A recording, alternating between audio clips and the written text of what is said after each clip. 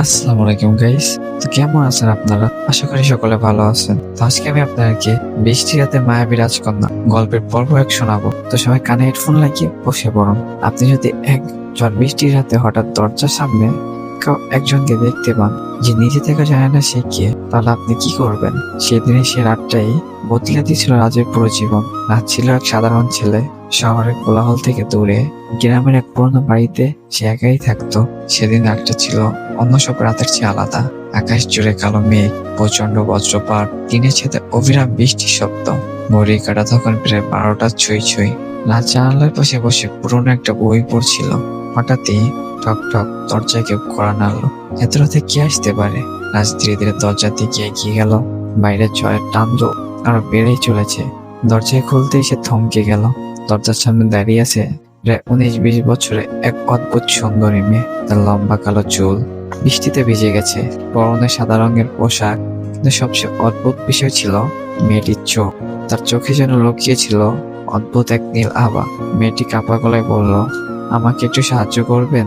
রাজ মেয়েটিকে ঘরের ভিতরে নিয়ে এলো। তোয়ালে এগিয়ে দিয়ে জিজ্ঞেস করলো, আপনি কে? কোথা থেকে এসেছেন? মেয়েটি কিছুক্ষণ চুপ করে রইল, তারপর নিচু সুরে বলল, আমি জানি না। রাজ অবাক হয়ে বলল, মানে নিজের নামটাও জানেন না? মেয়েটি মাথা নিচু করে ফিস ফিস করে বলল, আমার কিছুই মনে নেই। ঠিক তখনই প্রচন্ড এক বজ্রপাত হলো। বজ্রপাতের আলোয় কয়েক সেকেন্ডের জন্য রাজ দেখতে পেল মেয়েটির হাতে জ্বলছে অদ্ভুত এক প্রতীক, যা মুহূর্তের মধ্যে সেটি মিলিয়ে গেল।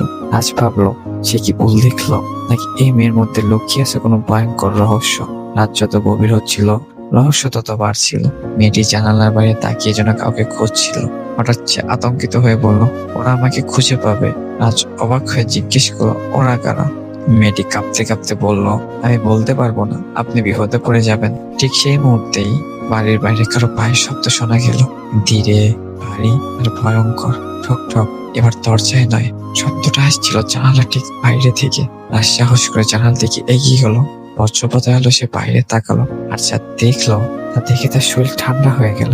জানলার বাইরে দাঁড়িয়ে থাকা এক কালো ছায়া মূর্তি ধীরে মাথা তুলে রাজের দিকে তাকিয়ে হাসছিল।